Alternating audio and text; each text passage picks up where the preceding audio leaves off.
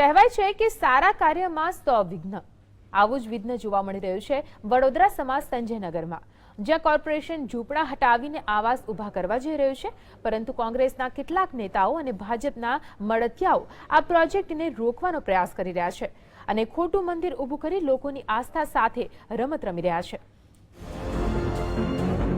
વડોદરાના સમા સંજયનગરમાં આવેલ સરકારી જમીનમાં કુલ 735થી વધુ ઝૂંપડા આવેલા છે. ત્યારે સરકારે ગરીબોને આવાસ મળી રહે તે માટે પીપીપી પ્રોજેક્ટ હેઠળ આ ઝૂંપડા હટાવીને ત્યાં ફ્લેટની સ્કીમ મૂકી છે. સરકારે માનવ ઇન્ફ્રાસ્ટ્રક્ચરને જવાબદારી સોંપી છે. જો કે આ કાર્યમાં વિઘ્ન નાખવા માટે કોંગ્રેસના નેતાઓએ મંગલ મૂર્તિનો ઉપયોગ કર્યો છે.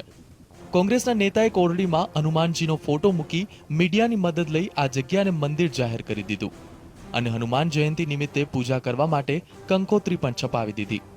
એટલું જ નહીં, રાતોરાત મંદિરના પૂજારીને ઉભો કરી દીધો અને તે પણ એક શરાબી ટ્રક ડ્રાઈવરને. ઉપર ધજા હોય એને મંદિર કહેવાય. એક મકાનની અંદર 3 મૂર્તિ મૂકી અને હું મારા ઘરની અંદર જે મારા કબજામાં મારી પત્ની જે પૂજા કરતી હોય એને હું મંદિર કહું અને બાજુવાળા એવી કંકોત્રી છપાવે કે આશીષભાઈના ઘરમાં આવીને અમારે આરતી કરવી છે. આવો આ ખેલ થઈ રહ્યો છે બરોડામાં. અને પૂજારી ઉપર કઈ એક્સિડન્ટનો કઈ કેસ છે?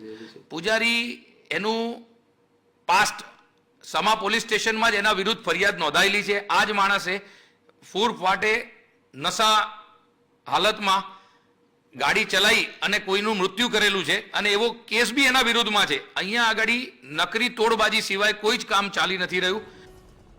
એક બાજુ સરકાર શહેરોનો વિકાસ કરવા માંગે છે, પરંતુ કોંગ્રેસના કેટલાક નેતાઓ આવા સારા કાર્યમાં વિઘ્ન નાખી રહ્યા છે, જેમાં ભાજપના અમુક મોટા માથાઓ પણ સાથ આપી આ કાર્યને બંધ કરાવવા માટે એડી ચોટીનું જોર લગાવી રહ્યા છે અને બદનામ કરી રહ્યા છે બરોડા મ્યુનિસિપલ કમિશનરને. પાર્થ જાની સાથે બ્યુરો રિપોર્ટ, GSTV.